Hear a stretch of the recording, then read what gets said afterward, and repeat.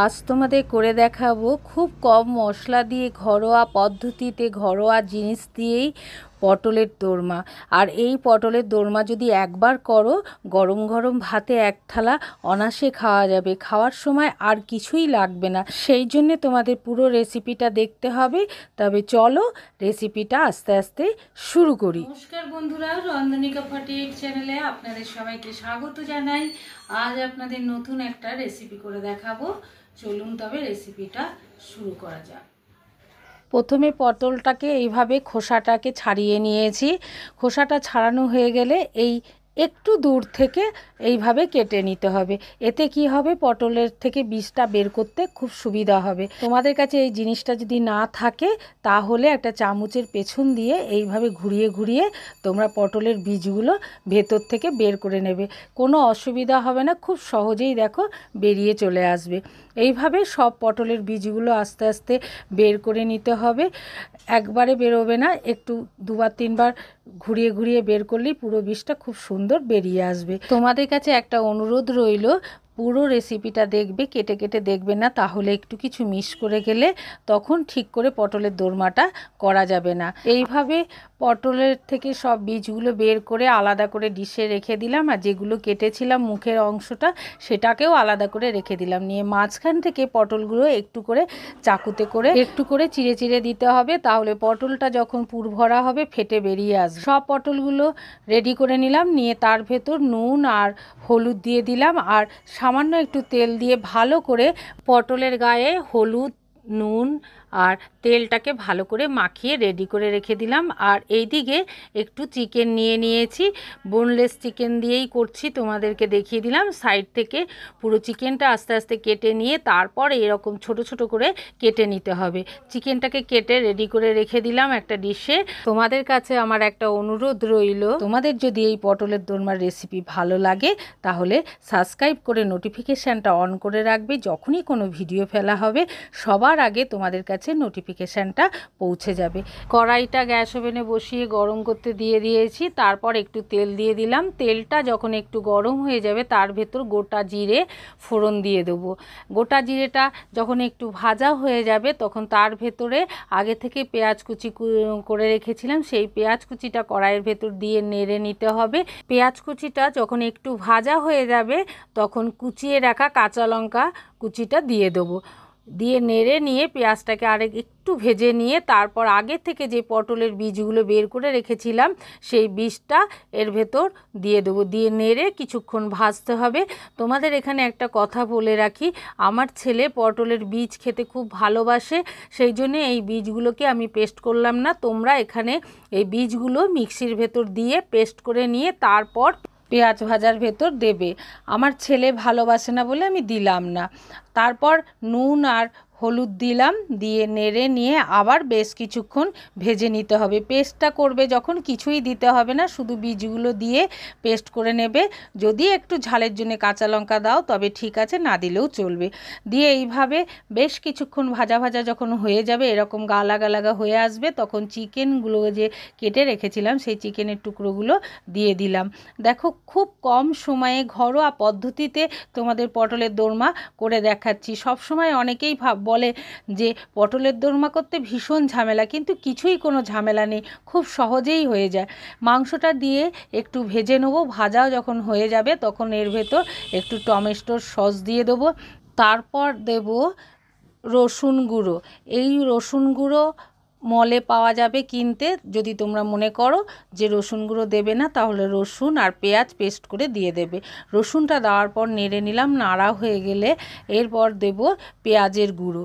এইগুলো বাড়িতে থাকলে কি হয়, রান্নার সময় খুব সুবিধা হয়, সেই জন্যে আমি এনে রেখে দিই। তোমরা যদি মনে করো হাফ চামচ রসুন পেস্ট আর পেঁয়াজের পেস্ট দিয়ে দেবে, তাইলেই হবে। রসুনের গুঁড়ো আর পেঁয়াজের গুঁড়ো দেওয়ার পর নেড়ে নিলাম খুব ভালো করে। নিয়ে একটু যখন ভাজা হয়ে যাবে, গন্ধটা যখন চলে যাবে, তখন হাফ চামচ মতন সোয়া সস দিয়ে দেবো। দিয়ে নাড়তে হবে ভালো করে। নিয়ে লাগা লাগা করে নামিয়ে নিতে হবে একটা পাত্রে। পুরটা তো রেডি হয়ে গেল, এইবার মশলাটা রেডি করে নিই। পটলের দোরমা করার জন্য পুরটা হয়ে যাওয়ার পর তুলে নিলাম। তোলার পর ওই কড়াইয়ে একটু তেল দিয়ে দিলাম, তেল দিয়ে গোটা জিরে ফোড়ন দিয়ে দিলাম। গোটা জিরেটা যখন একটু ভাজা হয়ে যাবে তখন গোটা রসুন 8-10টা দিয়ে দেবো। দিয়ে তার ভেতর একটা গোটা পেঁয়াজ মোটা মোটা করে কেটে নিয়েছি আর একটা টমেটো দিয়েছি, দিয়ে একটু ভালো করে ভেজে নিতে হবে। যখন একটু ভাজা হয়ে যাবে তখন এর ভেতর অল্প জল দিয়ে দেবো। জল দিয়ে ঢাকা লাগিয়ে সেদ্ধ করে নিতে হবে। যতক্ষণ পর্যন্ত পেঁয়াজ আর টমেটোটা সেদ্ধ না হচ্ছে ততক্ষণ পর্যন্ত ঢাকা লাগিয়ে সেদ্ধ করে নেব। 10 মিনিট পর ফিরে এলাম, ঢাকাটা খুলে নিলাম। সবগুলো দেখো খুব সুন্দর সেদ্ধ হয়ে গেছে। এবার একটু জল আছে, সেই জলটুকুনিও ভালো করে টাইট করে নেব। নিয়ে এটাও একটা বাটিতে তুলে রেখে দেবো। তোমরা তবে বুঝতে পারছো ঘরোয়া জিনিস দিয়ে ঘরোয়া পদ্ধতিতে তোমাদের পটলের দোরমার রেসিপি দেখাচ্ছি, খুব সহজে হয়ে যাবে। তারপর কড়াইটা ধুয়ে নিয়ে বসিয়ে দিলাম, বসিয়ে দিয়ে অল্প একটু তেল দিয়ে দিলাম। তেল দিয়ে আগে থেকে যেই পটলটা নুন হলুদ আর তেলটা মাখিয়ে রেখে দিয়েছিলাম সেই পটলগুলো কড়াইয়ের ভেতর দিয়ে দেবো। দিয়ে নেড়ে নিতে হবে। নেড়ে নিয়ে মিডিয়াম টু লো ফ্লেমে ভেজে নেব। তোমাদের যদি এই পটলের দোরমার রেসিপিটা ভালো লাগে তাহলে ছোট্ট করে একটা লাইক করে দেবে আর সবার কাছে শেয়ার করে দেবে। পটলের দোরমাটা করার জন্য যে মশলাটা লাগবে সেই মশলাটা পেস্ট করে নিতে হবে। আগেই মশলাটা করে রেখেছিলাম, এতক্ষণে ঠান্ডা হয়ে গেছে। এইবার সেই মশলাটাকে একটা মিক্সি জার নিয়ে নেব, তার ভেতর দিয়ে দেবো। সব মশলাটাকে দিয়ে দিতে হবে, দিয়ে পেস্ট করতে হবে ঢাকা লাগিয়ে। এইভাবে যদি তোমরা পটলের দোরমাটা করো তাহলে খেতে ভালো লাগবে। আবার অনেকে কাজু, তারপর চালমগজ আরও অনেক কিছু দিয়ে পেস্ট করে, কিন্তু আমি তোমাদেরকে নর্মালি দেখাচ্ছি।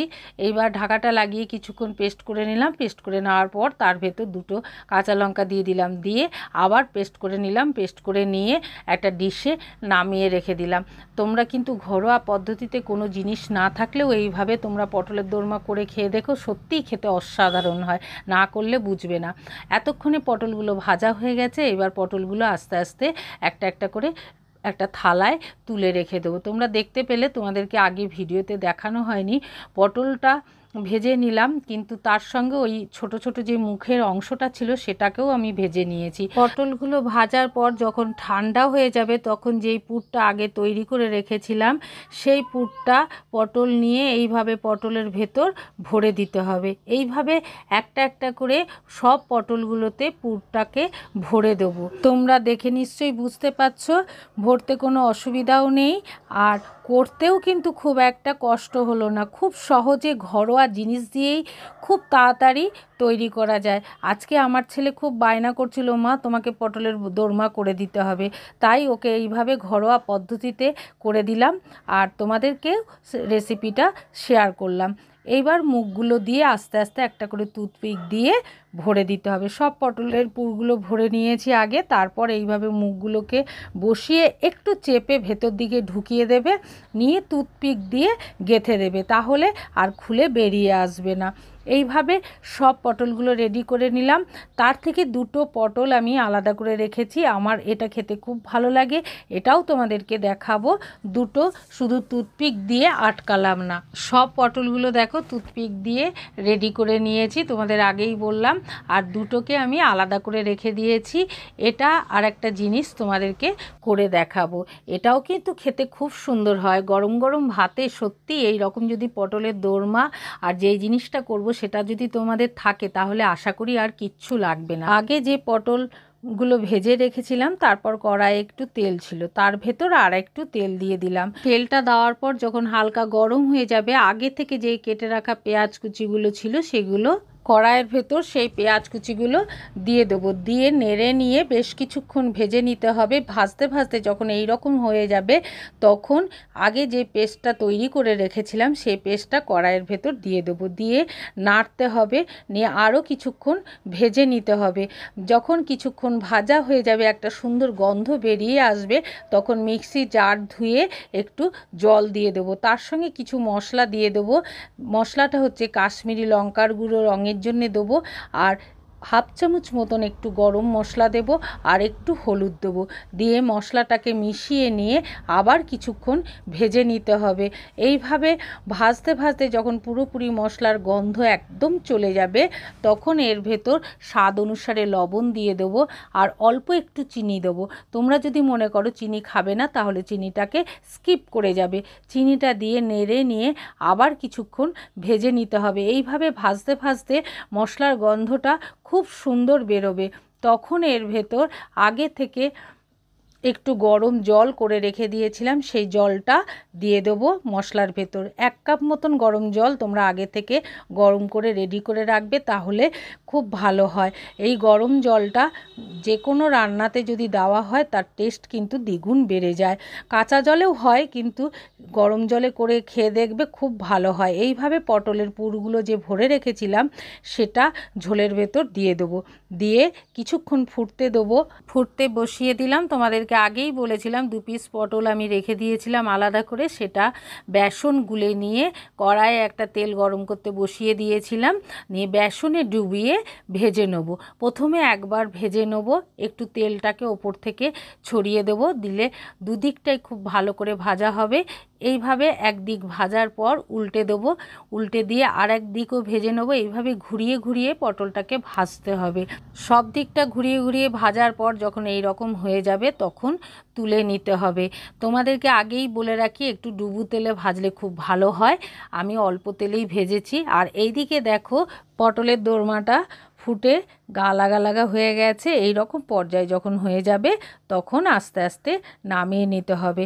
এবার আস্তে আস্তে একটা ডিশে নামিয়ে নিলাম। তবে তোমাদের খুব কম সময়ে ঘরোয়া পদ্ধতিতে ঘরোয়া জিনিস দিয়ে একদম খুব সহজে পটলের দোরমা তোমাদেরকে করে দেখালাম। তোমরা অবশ্যই ঘরে একবার করবে। আর তার সঙ্গে নতুন আর একটা ভাজাও তোমাদেরকে দেখালাম। এইভাবে গরম গরম ভাতের সঙ্গে যদি এই রকম পটলের দোরমা আর এই রকম পটলের একটা যদি পকোড়া থাকে, আশা করি আর কিছুই লাগবে না। যাই হোক, পটলের দোরমাটা নামিয়ে দিলাম। তোমাদের আগেই একটা কথা বলি, একবার ভেজে নিয়েছিলাম, কিন্তু এটাকে আর একবার ভাজলে খেতে আরও বেশি সুন্দর হবে আর মুচমুচে হবে। সেই জন্য একবার ভেজে তুলে রাখার পর একটু ঠান্ডা হয়ে গেলে আবার বেসনে ডুবিয়ে আর একবার ভেজে নিচ্ছি। এইভাবে দুদিকই ঘুরিয়ে ফিরিয়ে ভেজে নিতে হবে। তোমরা কিন্তু একটু তেলে ভেজো, তাহলে খেতে আরও বেশি সুন্দর হয়। তবে এটাও কিন্তু খেতে খারাপ লাগবে না। বুঝতেই পারছো ভেতরে পুরটা খুব সুন্দর, আর তার সঙ্গে যদি এই রকম একটা পকোড়া হয় খেতে সত্যিই খুব ভালো লাগবে।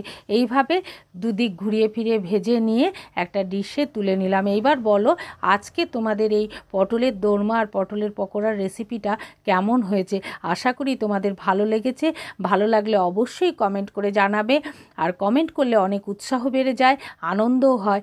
এইভাবে ঘরোয়া পদ্ধতিতে ঘরোয়া জিনিস দিয়ে তোমরা 2 রকম জিনিস খুব সহজেই করে নিতে পারবে। আশা করি তোমাদের খুব ভালো লেগেছে। তোমরা সবাই ভালো থাকবে, সুস্থ থাকবে, সাবধানে থাকবে।